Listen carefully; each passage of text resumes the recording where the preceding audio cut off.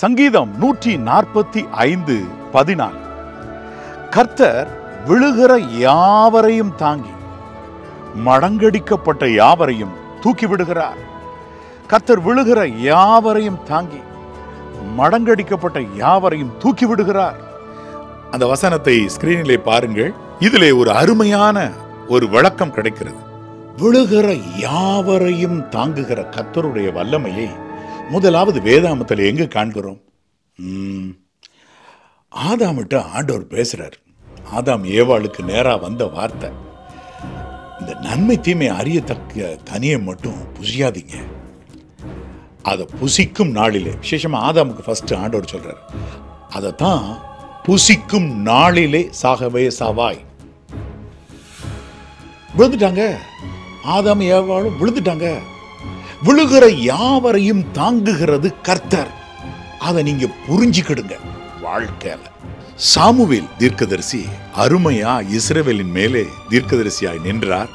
அந்த தீர்க்கதரிசியை ஒரு பக்கத்தில் விசேஷ விதமாய் தன் கரங்களில் வைத்துக்கொண்டு தேவன் தாமே இஸ்ரவேலை ஆண்டு வந்தார். வேதம் சொல்லுகிறது, தேவன் நித்திய ராஜா என்று எழுதியிருக்கிறது.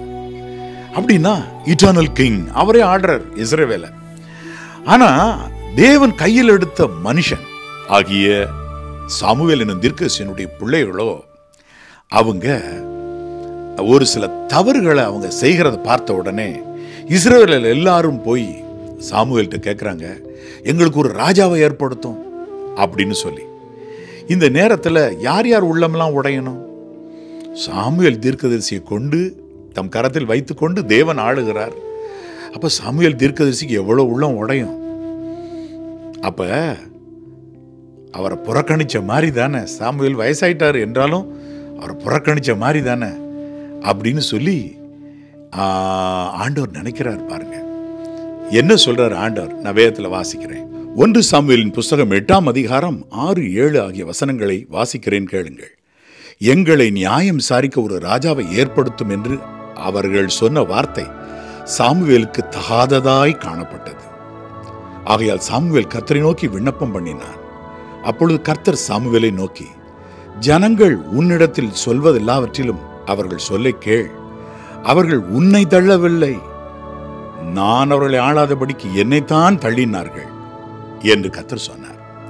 என் அன்பு தேவனுடைய பிள்ளைகளே, ஒரு பக்கம் கர்த்தர் ஆளுகை செய்ய விடாதபடிக்கு தடுக்கிறது போல கர்த்தர் பார்க்கிறார். உண்மையில கேட்டீங்கன்னா சாமுவேலுடைய பிள்ளைகள் தவறா நடக்கிறாங்க, அதுக்கு தானே நியாயம் கேட்க வந்திருக்காங்க. ஆனா கூட சாமுவேல் பக்கம் கர்த்தர் நிற்கிறார். உன்னை தள்ளல மகனே, என்ன தள்ளுறாங்கப்பா அப்படின்னு அவர் சொல்றாருன்னா, ஒரு காரியத்தை கவனிங்க, சாமுவேலுடைய பிள்ளைகள் செய்தது தப்புதான் என்றா கூட அவங்கள் கர்த்தரா பார்த்து ஒரு ராஜாவை ஏற்படுத்தணும்னு நினைக்கணுமே ஒழிய கேட்டிருக்க கூடாது.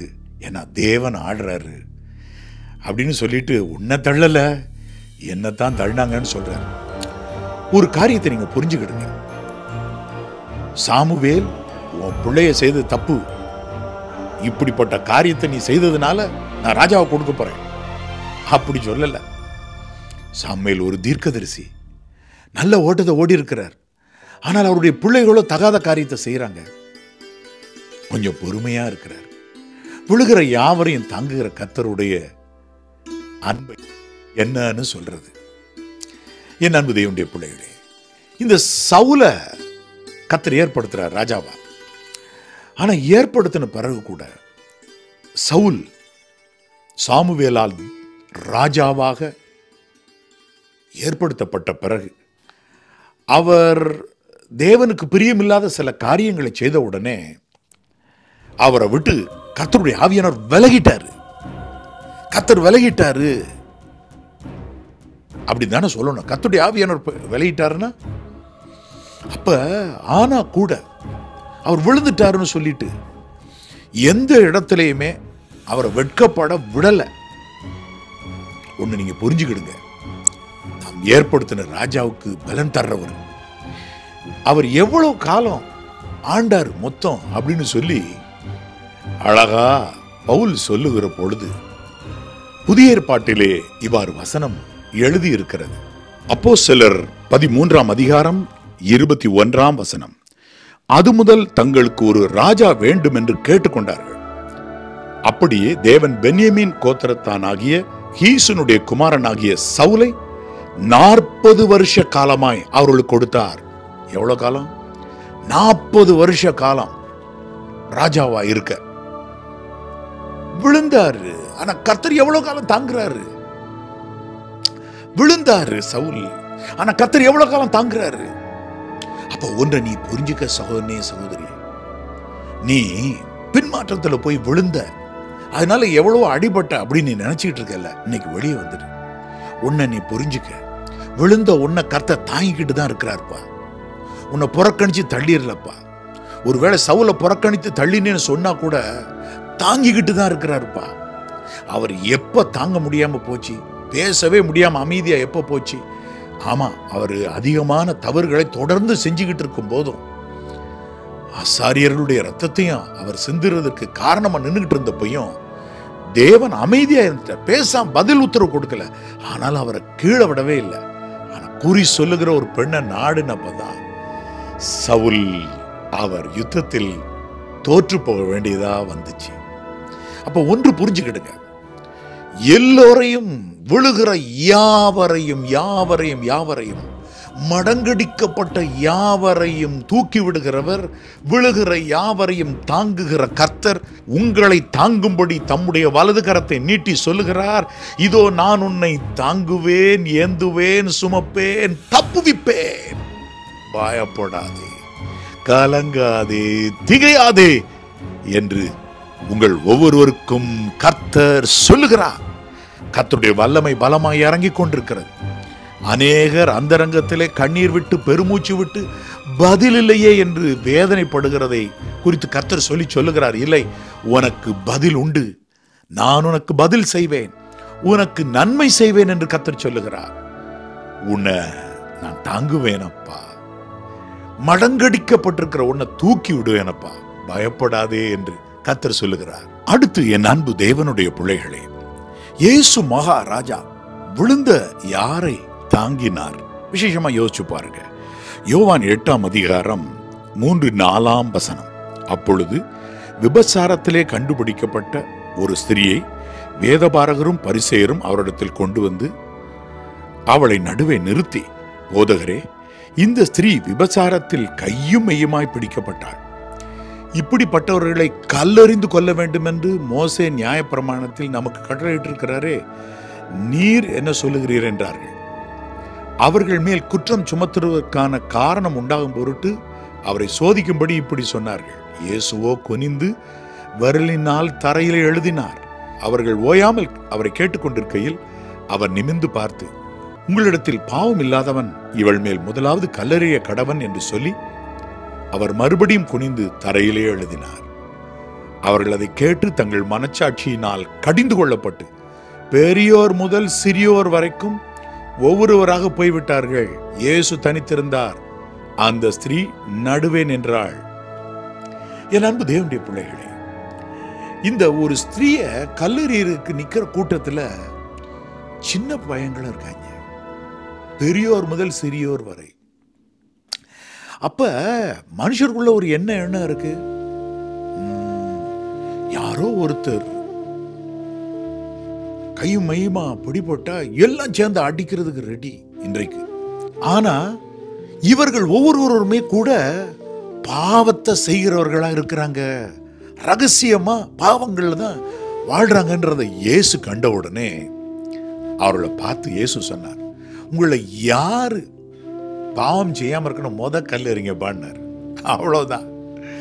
என் அன்பு தேவனுடைய பிள்ளைகளே, அந்த ஸ்திரீயை கர்த்தர், ஆம் இயேசு மகாராஜா தாங்க விரும்பினார். எப்படி தாங்கினாரு? இந்த ஒரு வார்த்தை ஞானமா பேசினார். பெரியோர் முதல் சிறியோர் வரை கல்ல கீழே போட்டு கடந்து போயிட்டாங்க, மனசாட்சியில கடிந்து கொள்ளப்பட்டாங்க. அப்ப ஒன்று புரிந்து கொள்ளுங்க, கையை மையமா பிடிக்கப்பட்டிருக்கா, நியாயப்பிரமாணத்தின்படி கல்லெறியணும். ஆனா கூட என் அன்பு தேவனுடைய பிள்ளைகளே, ஒன்னை புரிஞ்சுக்கிடுங்க, விபச்சாரம் செய்யாதிருப்பாயாகன்னு 10 கட்டளைகளை கொடுத்துட்டு அந்த நியாயப்பிரமாணத்தினுடைய கமெண்ட்ரி பின்னாடி பார்த்தீங்கன்னா கல்லெறியணும்னு போட்டிருக்கு. அப்படின்னா எவ்வளவு பெரிய கொடூரமான பாவமாக அது கருதப்படுது, மரணத்துக்கு ஏதுவான பாவமாக கூட அதை நினைக்கிறார் பாருங்க. ஆனால் ஒன்று, அப்படிப்பட்ட பாவத்தை செய்த அந்த பெண்ணை இயேசு தாங்க விழுகிற யாவரையும் தாங்குறார். யாவரையும், அந்த பாயிண்ட இன்னைக்கு பிடிச்சுக்கிடுங்க, யாவரையும் தாங்குறாரு. மற்றவங்களை குறித்து குறை பேசாத, இன்றைக்கு உன்னை கர்த்தர் தாங்குறாரு. அதனால உன் கண் முன்பதாக மற்றவர்கள் யாரும் விழுந்தார்களோ, நீ உடனே என்ன நினைக்கணும்? ஒரு நாள் நானும் கூட போய் சொல்லிக்கிட்டு அலைஞ்சேன், தேவனையே தேடாம உலகத்தின் பின்னே ஓடிக்கிட்டு இருந்தேன். சரி, இவங்க செய்கிற தவற்ற ஆண்டவர் மாற்றி இவங்களையும் கொண்டு வந்துருவாரு, ஒரு நாள் தேர்னவங்களா மாத்திருவாரு அப்படி நினைங்க. ஜென்டலா திங்க் பண்ணுங்க. என் அன்பு தேவனுடைய பிள்ளைகள், உடனே குறை சொல்ல, மற்றவர்கள்ட்ட சொல்லிக் கொடுக்க, பேச, திட்ட, என்னென்ன செய்ய முடியும் அதையெல்லாம் செய்யறதுக்கு யோசனைகள் மனுஷனுடைய உள்ளத்துல பெரியவர் முதல் சிறியவர் வரை இன்னைக்கும் ஓடிக்கிட்டு இருக்கு. மனுஷருடைய இதயத்திலிருந்து எல்லா விதமான தூஷணங்கள் இதெல்லாம் ஓடி வருது தானா, கபடுகள் இருக்குது. என் அன்பு தேவனுடைய பிள்ளைகளே, இந்த நாளிலே ஆவியிலே கபடம் இல்லாத இருக்க ஒரு தீர்மானம் எடுங்க. உங்க வாழ்க்கையில பின்மாற்றத்தில் எங்க போய் விழுந்திருக்கிறீங்களோ, எப்பேற்பட்ட தண்டனைக்கு பாத்திரரா நீங்க இருந்தாலும், இந்த செய்தி நீங்க கேட்குறீங்கல்ல, இதுதான் அடையாளம். இயேசு மகாராஜா உங்களை தாங்குறாரு, தப்புவிக்கிறாரு, ஏந்துறாரு, சுமக்குறார். அதை மறக்காதீங்க, மறந்துடாதீங்க. விழுகிற யாவரையும் கர்த்தர் தாங்கி மடங்கடிக்கப்பட்ட யாவரையும் தூக்கி விடுகிறார். இன்றைக்கு கர்த்தருடைய கைகளை உங்களை ஒப்புக் கொடுப்பீங்களா?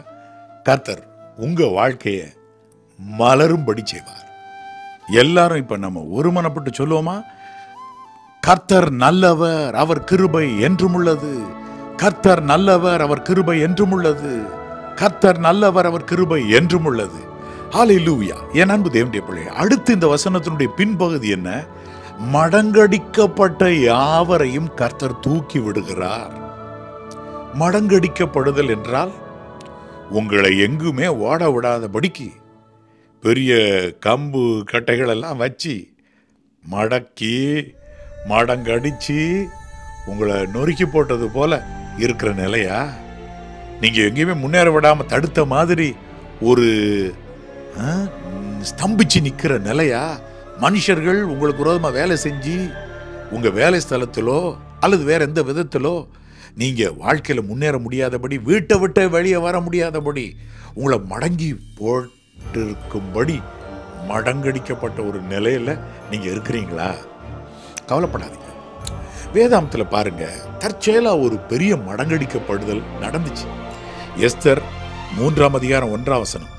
இந்த நடவடிக்கைகளுக்கு பின்பு ராஜாவாகிய அகஸ்வேரு அம்மத்தாத்தாவின் குமாரனாகிய ஆமான் என்னும் ஆகாகியனை மேன்மைப்படுத்தி தன்னிடத்தில் இருக்கிற சகல பிரபுக்களுக்கும் மேலாக அவனுடைய ஆசனத்தை உயர்த்தி வைத்தான். பாருங்க, தற்செயலா ஒரு நல்ல ஒரு அதிகாரி உருவாகிறார். இந்த அகஸ்வேரு ராஜா ஒரு அதிகாரி ஆக்குறார். அதனால ஒரு பெரிய மடங்கடிக்கப்பட்ட நிலை தேவ பிள்ளைகளுக்கு வந்து கஷ்டப்பட்டுக்கிட்டு இருந்தாங்க. எஸ்தர் புஸ்தகத்தில் நம்ம இதை படிக்கிறோம். இதுல இந்த நேரத்தில் ஆண்டவர் அழகா எஸ்தரை ராஜாவுக்கு ஏற்ற துணையாகவே கொண்டு போய் உயர்த்தி வச்சிட்டாரு. என்றாலும் ஒரு தப்பான சட்டம் வந்து எல்லா யூதர்களும் அவங்க மரணம் அடையத்தக்கதா ஒரு நேரம் அப்படி வந்துகிட்டு இருந்துச்சு. இந்த நேரத்தில் என் அன்பு தேவனுடைய பிள்ளைகளை, மடங்கடிக்கப்பட்டவர்களை தூக்கி விடுறாரு கர்த்தர் இருக்கு. பாத்தீங்களா? கர்த்தர் இந்த கிரியை செய்யறதுக்கு என்ன செஞ்சாங்க? அப்ப உபவாசம் இருந்து ஜெபிக்கிறதுக்கு எஸ்தர் ராஜாத்தி, ராணியாகிய எஸ்தர் அப்படி ஒரு திட்டம் பண்ணாங்க, அப்படி ஒரு தீர்மானம் பண்ணாங்க. எல்லாரும் சேர்ந்து ஒருமனப்பட்டு உபவாசிச்சாங்க. கர்த்தர் மடங்கடிக்கப்பட்டவரை தூக்கி விடுறாரு. எதுக்கு நம்ம உபவாசம் பண்ணிட்டு ஜெபம் நல்லா சாப்பிட்டு சந்தோஷமா இருப்போம்? அப்படி அல்ல. அப்போ வாழ்க்கையில் ஒரு சில போராட்டங்கள் வரும்பொழுது மடங்கடிக்கப்பட்ட நிலைமை போல இருக்கும்போது தேவனுடைய பிள்ளையே நீங்க ஒன்று செய்ய மறக்காதீங்க. கர்த்தரை எப்பொழுதும் பொழுது தேடுறதை விட இன்னும் ஒரு ஸ்டெப் எடுத்து உபவாசித்து குடும்பமாக தேவனுடைய பாதத்துல காத்திருந்து கதறி ஜெபம் பண்ணி பாருங்க. கர்த்தர் எல்லா சூழ்நிலையை மாற்றுவார். மடங்கடிக்கப்பட்டவர்களை கர்த்தர் தூக்கி விடுகிறார். ஆனா நம்ம எஸ்தர் புஸ்தகத்திலிருந்து என்ன கற்றுக்கிறோம்? தானா அவர் கிரியை செய்கிறது அப்படின்ற ஒரு நேரம் வரல. அதை செய்ய வைக்கிறதுக்கு தேவ சமூகத்தில் மன்றாட்டுகள், விண்ணப்பங்கள், கண்ணீரோடு கூடிய ஜெபங்கள், உபவாசங்கள் தேவையா இருந்துச்சு. அப்படியானா மடங்கடிக்கப்பட்டவர்களை கர்த்தர் தூக்கி விடுகிறார். அதே நேரத்தில் நம்ம உபவாசம், ஜெபமும், விண்ணப்பங்களும், கண்ணீரும் தேவைதான். என் அன்பு தேவனுடைய பிள்ளைகளே, தேவைதான். ஆகவே நீங்க ஜெபிக்க மறக்காதீங்க. போராட குடும்பமா எல்லாரும் சேர்ந்து ஒரு நேரம் ஃபாஸ்டிங் இருந்து பாருங்க. உங்க வீட்டில் இருக்கிற தரித்திரம் ஓடும். உங்களுடைய வீட்டில் இருக்கிற அடிக்கடி நோய்வாய்ப்பட்டு கஷ்டப்படுற நிலை மாறிடும். எங்கோ பணத்தெல்லாம் இழந்துக்கிட்டு வீடு 2 துண்டாகிற போல இருக்கிற நிலைமை மாறும். எல்லாரும் சேர்ந்து ஃபாஸ்ட் பண்ணி பாருங்க. 3 days is enough. 3 days it's enough. உண்மையை ஜெபம் பண்ணி பாருங்க. கர்த்தர் மடங்கடிக்கப்பட்டவர்கள் எல்லாரையும் தூக்கி விடுவாரு. கர்த்தருடைய பரிசுத்த நாமத்துக்கு ஸ்தோத்திரம். ஒரு சிறு ஜெபம் செய்து நாம் கர்த்தருடைய சமூகத்திலே இந்த நேரத்தில் வேண்டி நிற்போமா? என் அன்புள்ள பரிசுத்த பரலோக பிதாவே, கர்த்தாவே தேவரீர், விழுகிற யாவரையும் தாங்குகிறீர். யாவரையும் யாவரையும் யாவரையும் தாங்குகிறீர். மடங்கடிக்கப்பட்ட யாவரையும் யாவரையும் யாவரையும் தூக்கி விடுகிறீர். கர்த்தாவே, சரியான ஆலோசனை அழகாக எஸ்தருக்கு மொர்தெக்காய் மூலமா வந்துச்சு. அதுபோல வயதில் மூத்த தேவ பிள்ளைகள், பரிசுத்தவான்கள், ஆமா, இந்த நாள்ல இந்த செய்தி மூலமா கூட வந்த ஆலோசனைகள் அதை பிடிச்சுக்கிடட்டும். உம்முடைய பிள்ளைகள் வேரோன்றி நிற்கும்படிக்கு அவர்களை தாங்கி தூக்கிவிட்டு நித்திய அஸ்திபாரம் போட்டு உம்முடைய பிள்ளைகளுடைய வீட்டை நிலைநிறுத்துங்க ஆண்டவரே. அருமையாக வாழ்ந்திருக்கட்டும், குடும்பமா வாழ்ந்திருக்கட்டும், சாபம் இல்லாம இருக்கட்டும். இனி ஒரு சாபமும் இராதுன்ற வார்த்தை இவர்களுக்கு நிறைவேறணுமே கர்த்தாவே. இவருடைய பயங்கள் எல்லாம் எடுத்து போடுங்க, சஞ்சலத்தெல்லாம் எடுத்து போடுங்க, கண்ணீரை மாற்றுங்க, அபிஷேகத்தினால நிரப்புங்க. நம்முடைய பிள்ளைகளை விசேஷ விதமா இந்த நாளிலே ஆசீர்வதியும். இயேசு கிறிஸ்துவின் நாமத்தினால் நன்றி சொல்லி மனத்தாழ்மையோடு இந்த ஜெபத்தை ஏறெடுக்கின்றேன் பிதாவே. ஆமென், ஆமென். ஆம், என் அன்பு தேவனுடைய பிள்ளைகளே, கர்த்தருடைய கரம், கர்த்தருடைய வலது கரம் நீதியினால் நிறைந்திருக்கிறது. கர்த்தருடைய வலது கரம் பராக்கிரமம் செய்யும், உங்களை தாங்கும், தூக்கிவிடும். பயப்படாதீங்க. சிறியவனை எளியவனை குப்பையில் இருந்தும் தூசியில் இருந்தும் தூக்கி விடுகிற கர்த்தாவே, நம்முடைய பிள்ளைகளை அழகா தூக்கி விட்டு நடத்துங்க. அன்பு தேவனுடைய பிள்ளைகளே, என் ஆவிக்குரிய பிள்ளைகளே, உங்கள் ஒவ்வொருவரையும் ஆம் மனதார இந்த நாளிலே வாழ்த்துகிறேன். God bless you. God bless you.